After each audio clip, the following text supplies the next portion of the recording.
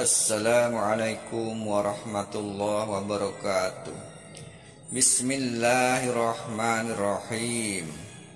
Ibu bapak, saudara-saudara sekalian, teristimewa yang kita hormati, bos kita hari ini, Bapak Haji Fahmi, dan teristimewa tamu kehormatan kita, yang juga guru politik saya, Bapak Ustadz Fahri Hamzah, yang insya Allah dimuliakan dan dirahmati oleh Allah Subhanahu wa Ta'ala. Salah satu nabi yang terkenal dengan kesabarannya namanya Nabi Ayyub alaihi salam. Ayyub alaihi salam luar biasa, diberikan rezeki yang baik, mobilnya banyak, showroomnya besar. Orang lain kena wabah, orang lain tidak ada pembelian showroomnya, malah dapat penghargaan. Anggaplah kira-kira seperti itu. Ini kaya, hebatnya rajin ibadah. Kan yang banyak kita lihat kaya rajin maksiat, kaya rajin mesum. Ini kaya rajin ibadah. Seluruh orang memujinya, malaikat pun memuji. Satu yang tidak memuji, iblis laknatullah alaih. Nih, saya mau tanya dulu bos. Pernah dengar kata jin? Pernah? Pernah dengar kata iblis? Pernah dengar kata setan? Pernah. Ada yang tahu apa bedanya? Saya kasih hadiah. Ayo, siapa yang tahu? Iblis, jin, setan. Hadiah uang merah. Beda itu rasanya uang ustadz dengan uang Pak Fahmi, beda. Ayo, apa bedanya Pak? Iblis, profesornya jin dan setan. Sebenarnya salah Pak, tapi saya menghormati Bapak sebagai senior, saya tetap kasih. Ya. Intinya gini, jin itu marganya.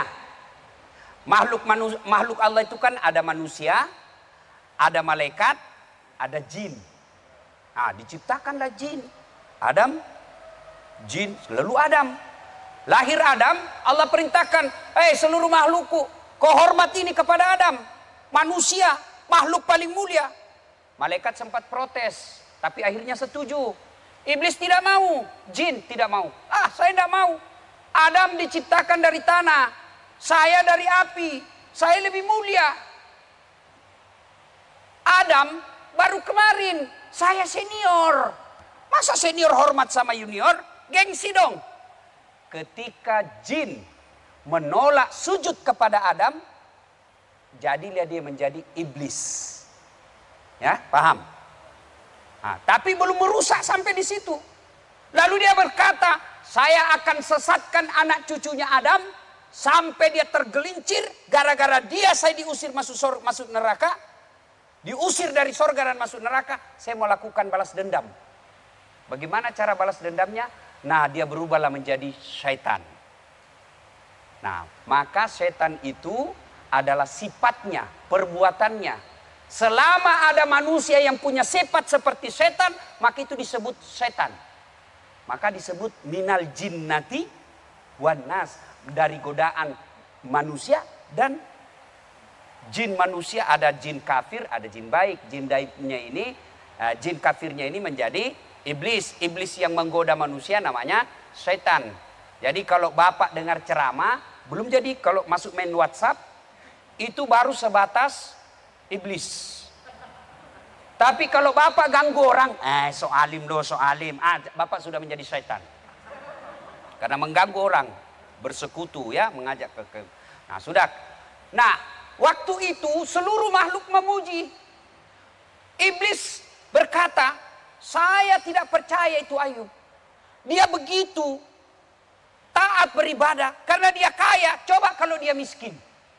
Allah berfirman, iblis, saya lebih tahu dari kau. Ya Allah, berikan saya waktu kesempatan untuk menggoda. Saya akan buktikan pernyataan saya. Dia begitu karena dia kaya. Coba kalau dia miskin. Allah berfirman, silakan kau goda. Digodalah. Akhirnya apa? Bangkrut. Showroom gulung tikar. Mobil semua terbakar. Tapi apa? Datang iblis. Yub, Sudahlah kau beribadah. Apa kau beribadah itu? Apalagi kau sembah Tuhanmu. Dia ambil seluruh hartamu. Berhentilah kau sembah. Apa kata Ayub alaihissalam? Alhamdulillahi rabbil alamin. Saya sempat kaya. Berapa banyak orang dari lahir sampai mati tidak pernah kaya. Saya alhamdulillah sempat jadi manajer. Kalau bahasa kita Allah berfirman apa? Kau tahu toh? Memang dia hebat. Tidak ya Allah. Dia bisa beribadah dengan baik seperti itu. Tetap baik dia. Karena dia punya anak. Coba kalau tidak ada anaknya. Allah berfirman silakan. Meninggal lagi anaknya. Datang lagi iblis. Yuk, sudah diambil hartamu. Sekarang anakmu lagi diambil. Ngapain kau sembah Tuhanmu? Apa kata Ayub? Alhamdulillah, saya sempat punya anak. Berapa banyak orang dari nikah sampai lahir, sampai meninggal, tidak punya anak. Saya sempat punya anak. Memang anak milik Allah, titipan Allah, mau ya silakan. Ada juga mahasiswa saya bilang, Ustadz, saya juga sudah hampir sarjana, tidak punya anak. Saya bilang, bagaimana aku mau punya anak, tidak ada istrimu. Ada yang lebih parah. Ada anaknya tidak ada suaminya. Beleng-beleng. Ada anaknya tidak ada suaminya.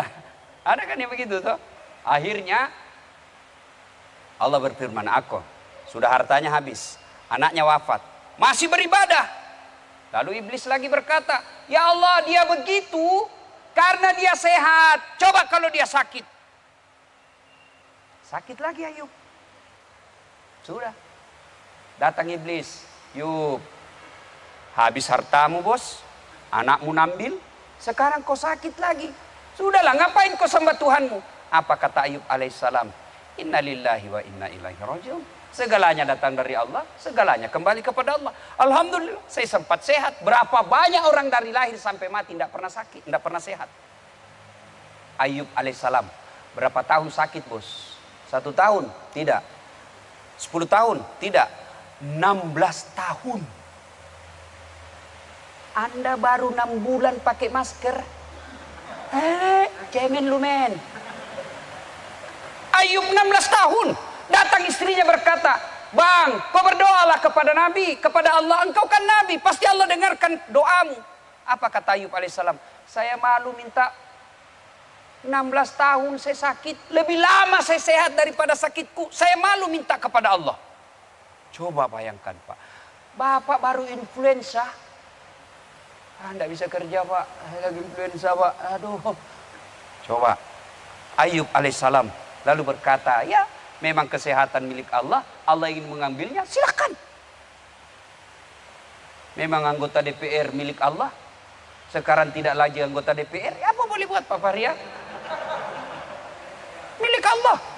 Semuanya milik Allah. Dan hakul yakin pasti itu yang terbaik. Sudah. Apa iblis putus asa? Tidak. Dia goda lagi. Karena Ayub tetap beribadah. Apa? Digodanya lagi satu kampungnya. Woi, usir kau itu Ayub.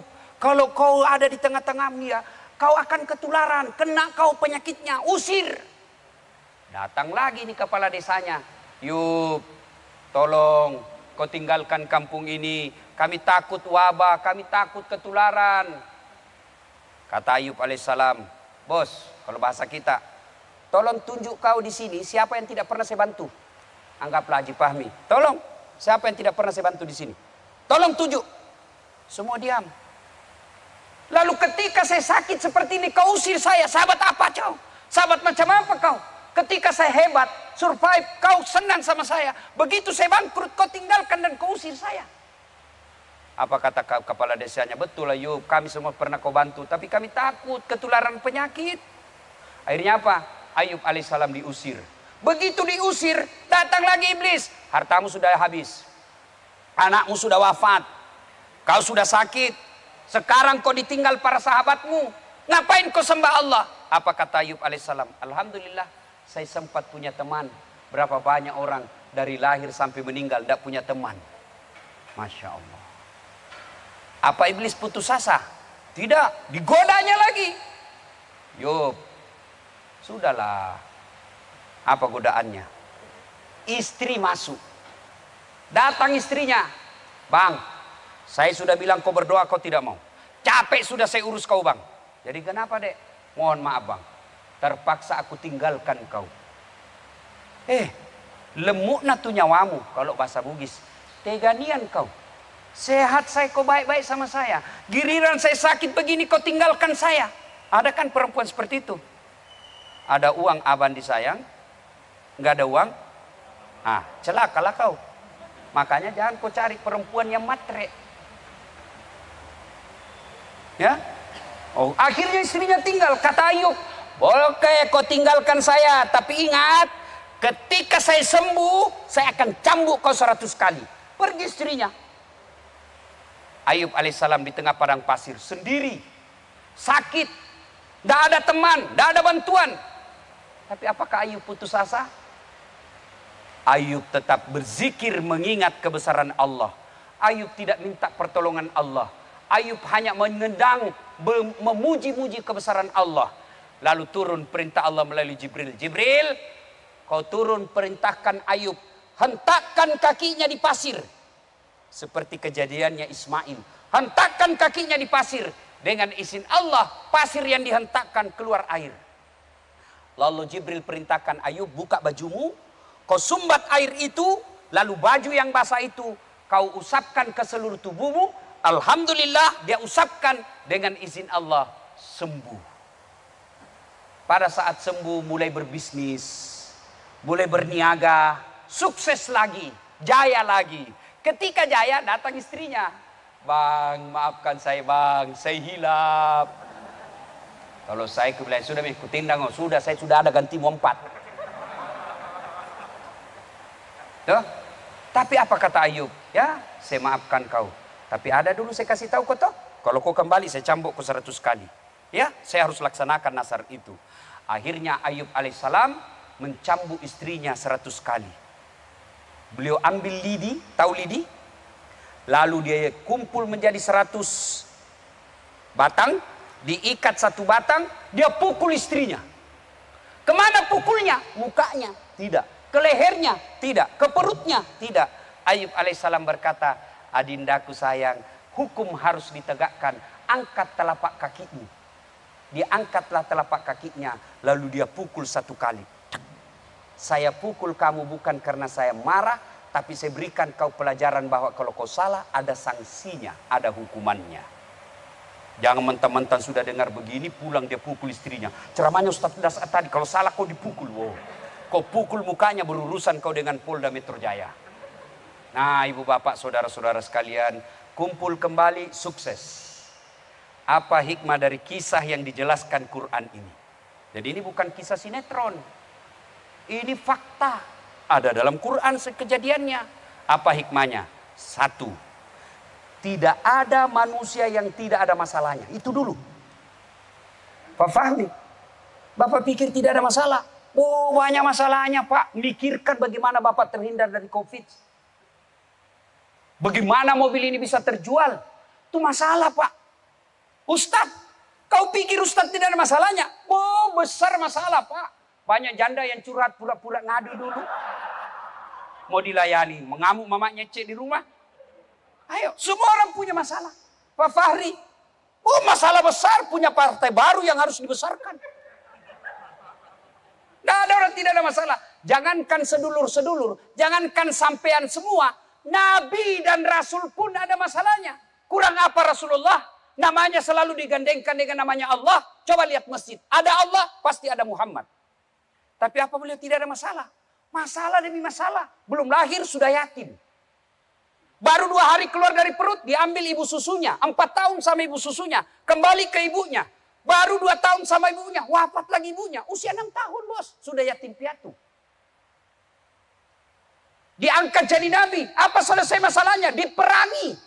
Diusir dari kampung halamannya. Siapa yang usir? Bukan orang lain. Siapa? Pamannya sendiri. Jadi biasalah itu kalau keluarga. Apalagi satu partai goncok-goncokan. Biasalah itu. Biasa. Semua orang punya masalah Pak. Saya kasih contoh bos. Mahasiswa, apa masalahnya? Mau sarjana. Sudah sarjana selesai masalahnya. Mau jadi PNS. Daftar kantor wali kota. Sudah jadi anggota, pegawai, selesai masalahnya, mau jadi kepala bagian. Sudah jadi kepala bagian, selesai masalahnya, muncul masalah baru, mau jadi kepala dinas. Sudah kepala dinas, selesai masalahnya, mau jadi sekda. Sudah sekda, selesai masalahnya, mau jadi bupati. Sudah jadi bupati, selesai masalahnya, mau 2 periode. Ayo, sudah 2 periode, selesai masalahnya, ditangkap KPK.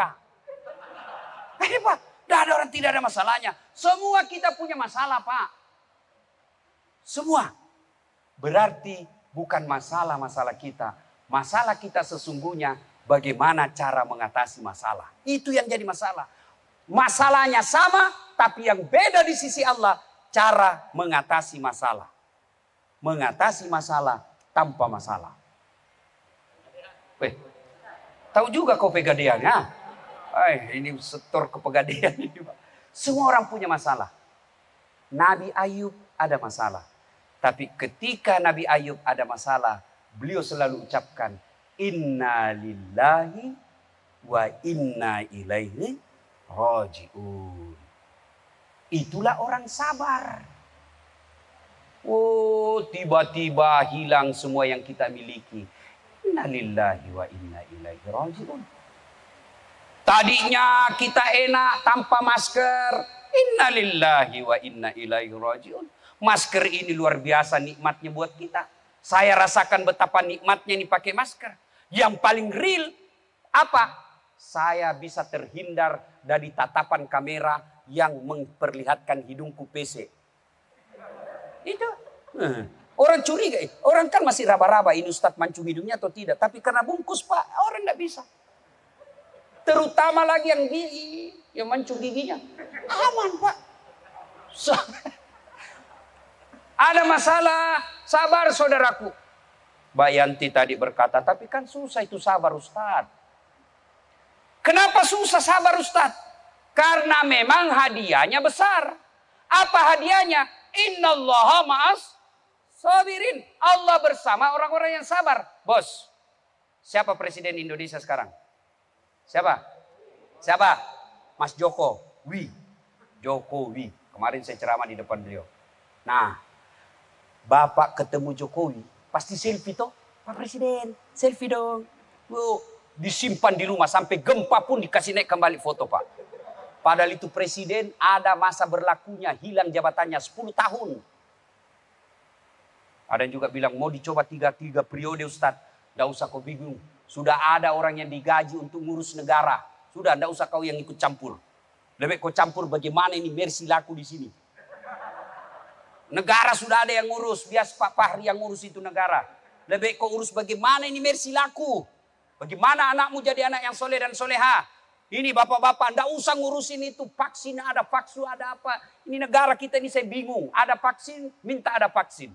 Begitu ada vaksin, ribut lagi. Palsu, apa dan lain sebagainya. Sudah disuntik. Ini saya bingung ini negara kita, Pak. Ya, sudahlah, tidak usah urus Pak itu. Tidak usah. Bapak tidak usah urus itu. Lebih Bapak urus bagaimana bisa dibawakan cincin itu istri pulang ke rumah. Itu lebih baik itu. Biar negara ini yang ngurus. Kalau dia bejat Pak, tidak usah cemas Pak. Itu buka surah Yusuf. Buka surah Yusuf. Akhir-akhir surah Yusuf. Kau lakukan apa yang kau mau lakukan. Tapi ingat kata Allah, saya tunggu juga itu perbuatanmu. Sudahlah, tidak usah mengurusin itu Pak. Sudah ada orang yang diurus. Digaji oleh negara untuk ngurus negara. Ya. Nah ibu bapak saudara-saudara sekalian. Jadi ada masalah, sabar. Mbak Yanti bilang berat itu sabar. Apa? Karena memang hadiahnya besar. Apa hadiahnya? Innallaha ma'as-sabirin. Allah bersama orang-orang yang sabar. Bapak bersama Jokowi saja senang. Bersama Pak Fahmi saja senang. Apalagi bersama dengan Allah. Pemilik dunia dan akhirat. Pasti berat. Kalau sabar tidak berat, hadiahnya bukan bersama Allah. Apa hadiahnya? Bersama dasar latih. Atau kipas angin. Maka Bapak Ibu, rumus hidup ini sabar. Itulah sebabnya, karena beratnya Allah sampaikan kepada Al-Quran, dalam Al-Quran. Fabashir sabirin. Gembirakanlah orang-orang yang sabar. Gembirakan orang-orang yang sabar. Siapa mereka? Alladzi isa asabatum musibah. Qalu inna lillahi wa inna ilaihi raji'un. Tapi tidak cukup dengan ujian itu. Tidak cukup sampai di situ. Belajar dari kisah tadi. Setelah kau sabar, maka cari perbaikan. Ada musibah. Lain ayat apa? Sriwijaya belum selesai kita atasi. Ngamuk gunung. Gunung masih batuk. Longsor di Sulawesi Barat. Dan alhamdulillah saya hampir kena itu korban. Andai saja saya datang lebih cepat 20 menit. Lebih cepat saya sampai hotel. Saya masuk korban. Tapi karena saya singgah membesuk ibu saya di kampung. Terlambatlah saya. Dan Allah punya rekayasa. Sengaja saya terlambat. Supaya saya terhindar dari bencana. Nah, ibu bapak saudara-saudara sekalian. Ada masalah. Rumusnya sabar. Nah, termasuk pelajaran dari Ayub dengan istrinya. Nih bapak-bapak nih, siapa yang punya istri? Siapa yang punya istri? Siapa? Masa bapak ndak aku istri? Siapa punya istri? Punya istri 2.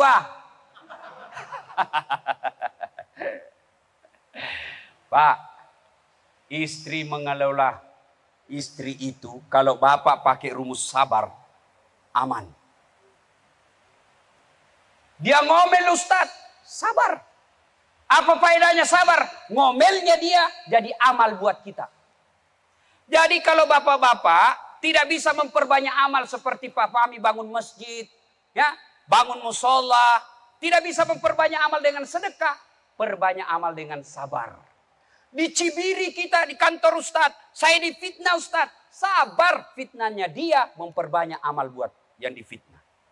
Maka hidup ini akan tenang apabila kita memakai rumus sabar. Ya, coba Nabi Ayub tadi ditinggal istrinya kan sabar.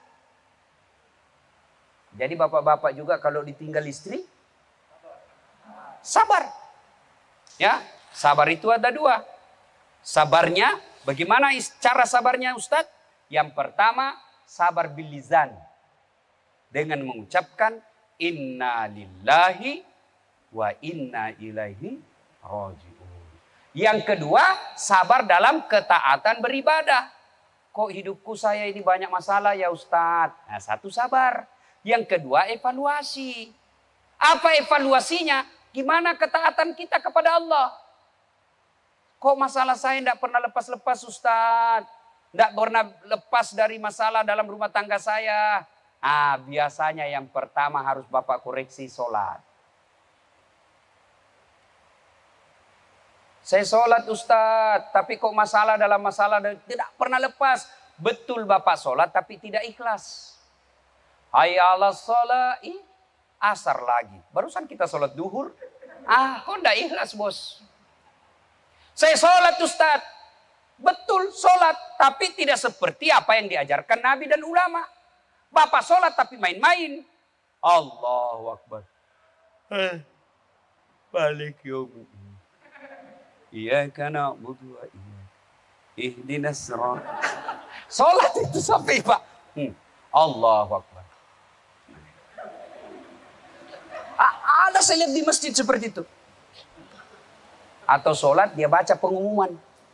Keadaan keuangan Masjid Jamilul Ihsan. Itu salat itu. Ya wajar 30 tahun kau salat tidak bisa lepas dari kredit. Ya. Maka kalau ada masalah dalam rumah tangga, ayo evaluasi sholat. Evaluasi sholat. Ada masalah dalam pekerjaan, evaluasi sholat. Tidak mungkin Allah sengsarakan orang yang baik sholatnya. Ya. Yang ketiga, ya karena waktu yang terbatas. Mau sukses setelah menghadapi hidup ini dengan kesabaran, maka birrul walidain. Berbuat baiklah kepada kedua orang tua. Saya heran kadangkala kita cewek lebih sopan sama cowoknya daripada sama bapaknya. Kalau bapaknya nasihati jangan kau keluar. Nah, tidak bagus malam-malam gadis keluar. Apa bapak kolot? Bapak tahu apa? Siapa yang kasih sekolah kok? Bayangkan, bahkan di dunia keagamaan pun ada begitu. Disekolahkan ke Timur Tengah, pulang dia maki-maki bapaknya ada karena beda manhaj. Bapaknya sholat berjamaah, selesai sholat berjamaah dia doa bersama. Dia jabat tangan, dia bilang, ini sesat.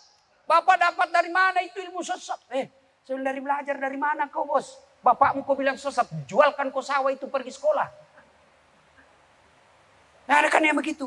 Nggak menghargai orang tuanya. Sekalinya cowoknya, terserah abang aja deh. Kalau abang, beli-beli. Mau cewek, mau lihat bukti anak durhaka? Mau?